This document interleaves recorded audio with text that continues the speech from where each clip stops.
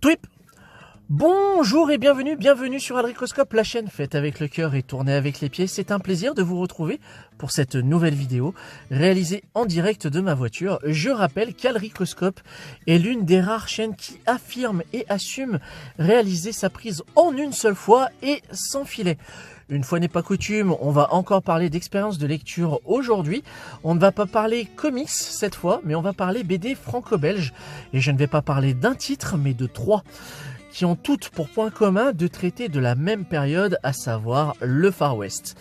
Ce sont des récits qui m'avaient emballé déjà par l'aspect graphique, d'une part, et qui m'ont complètement emballé à la fermeture de l'album par la richesse du scénario et de ce qu'il propose. Car vous allez le voir, même si ce sont des titres relativement variés, ils vont tous proposer une lecture un peu commune de cet univers-là. Le premier titre, c'est un récit scénarisé par Pierre Dubois et mis en image par Dimitri Armand, qui a été en fait publié dans la collection signée chez l'éditeur Le Lombard. Je veux bien évidemment parler de Sykes. Sykes, qui est paru en 2015, va raconter l'histoire, comme vous le voyez à la couverture, d'un marshal à la mine un petit peu patibulaire qui se trimballe en fait un ténébreux passif, pourrait-on dire, et va avoir maille à faire avec une bande de hors-la-loi et va devoir s'associer avec son ami et confrère le bourru O'Malley pour essayer de traquer, de pister et d'arrêter ces dangereux malfaiteurs. Visuellement, c'est de toute beauté. J'aime vraiment beaucoup ce que propose Dimitri Armand dans son récit. Voilà, je vous montre un petit peu le style graphique du monsieur. Et je tombe pile sur une page où vous voyez Sykes. Là, vous voyez l'auteur qui s'est permis un petit caméo. Et là, je ne sais pas si vous le reconnaissez bien, mais à mon avis, si. Hein, vous lui mettez la peau rouge, des cornes limées sur le front. Nous avions Ron Perlman, bien évidemment. Donc graphiquement, c'est super cool. Au niveau découpage, eh ben écoutez, on est sur de la franco-belge, j'ai envie de dire, mais ça reste extrêmement plaisant. Les couleurs, c'est pas de la colorisation par ordinateur ultra chargé, ultra saturé.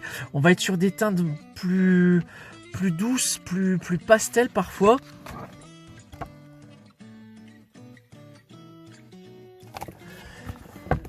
Et l'histoire fait totalement le job. C'est une histoire qui est en un seul tome, hein. Voilà, je tiens à le préciser.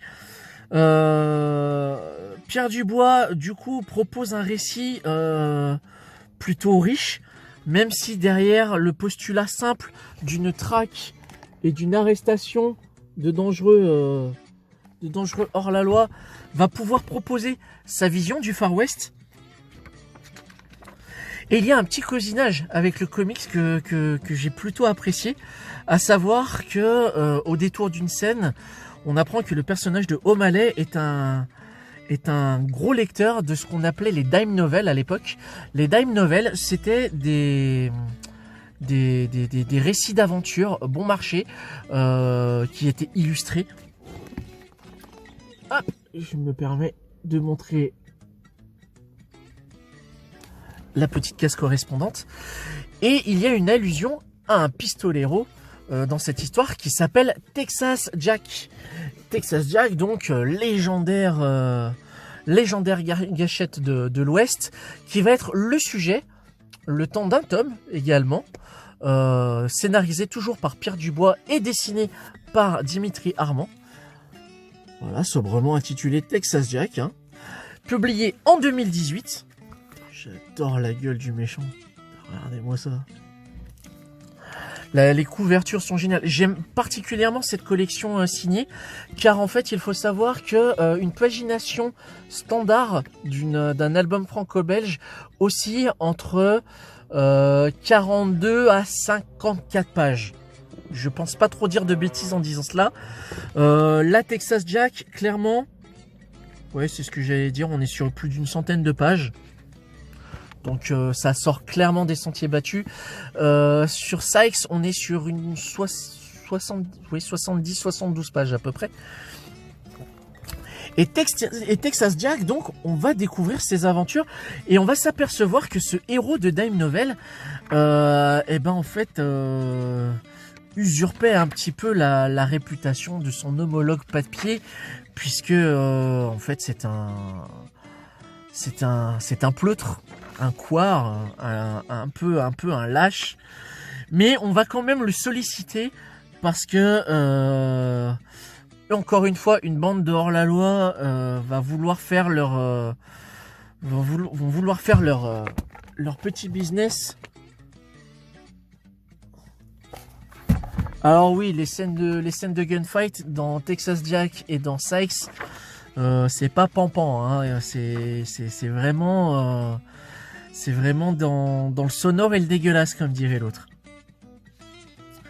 Et pour le coup, Texas Jack va devoir s'associer avec le légendaire Sykes, pour le coup, pour essayer de se défaire de cette bande de criminels. Et Texas Jack, lui, en fait, vivait tout simplement en tant que personnage de spectacle. Un peu comme ce qu'on peut trouver avec le spectacle de Wild Bill à l'entrée du parc de Walt Disney, par exemple. Enfin, de Disneyland Resort Paris, maintenant. C'est un récit qui m'a beaucoup plu, mais très clairement, l'expérience de lecture principale, ça reste Sykes. J'ai vraiment apprécié le personnage de Sykes. Je n'ai qu'un seul souhait à titre personnel en tant que lecteur, ce serait que Dubois et Armand réitèrent l'expérience de proposer à nouveau une vision du Far West, mais en développant le personnage de O'Malley, qui est le pote un petit peu bourru de Sykes, que j'ai vraiment beaucoup apprécié. Voilà, j'avais parlé de 3 récits. On va terminer par le légendaire Cowboy qui tire plus vite que son ombre,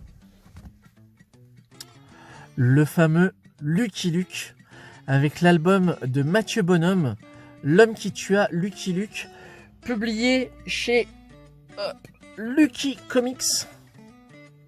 Je l'ai mis à l'envers. Faites le point. Voilà. Collection Lucky Comics. Donc Mathieu Bonhomme au scénario et au dessin va proposer en fait une pseudo origin story de Lucky Luke. J'en veux pour preuve en fait c'est l'histoire c'est l'histoire d'une petite ville qui va être le théâtre en fait d'un drame, à savoir la mort de Lucky Luke. On commence la première page avec le héros tombé, et tout l'album en fait va s'articuler sur un immense flashback. On va découvrir comment Lucky Luke va arriver dans la ville de Froggy Town, comment en fait petit à petit il va être amené par la force des choses à devenir un homme de loi, puisque le shérif local est manipulé par sa famille, surtout par son père. Et il y a en fait tout l'intérêt en fait de ce récit va résider en fait dans le background, dans les petites scénettes qui vont articuler la trame principale, à savoir de comment en fait faire régner correctement la loi dans cette ville, parce qu'il va y avoir attaque de diligence, il va y avoir vol de bétail, des trucs comme ça. Et voilà, on va apprendre notamment comment et pourquoi Lucky Luke va se mettre à arrêter de fumer, comment en fait il va gagner en fait cette réputation de tireur plus vite que son ombre. Et c'est vraiment très intéressant. Déjà le style de dessin rappelle énormément celui de Maurice, qui était le créateur originel de Lucky Luke. Et visuellement, ça fait très bien le job. J'ai beaucoup aimé la lecture de ce volume. Et du coup, moi, je n'avais qu'une seule envie, c'est que Mathieu Bonhomme reprenne officiellement la suite de la franchise Lucky Luke. Ce qui ne sera pas le cas, malheureusement. Donc voilà, ma sélection de lecture du jour spécial western.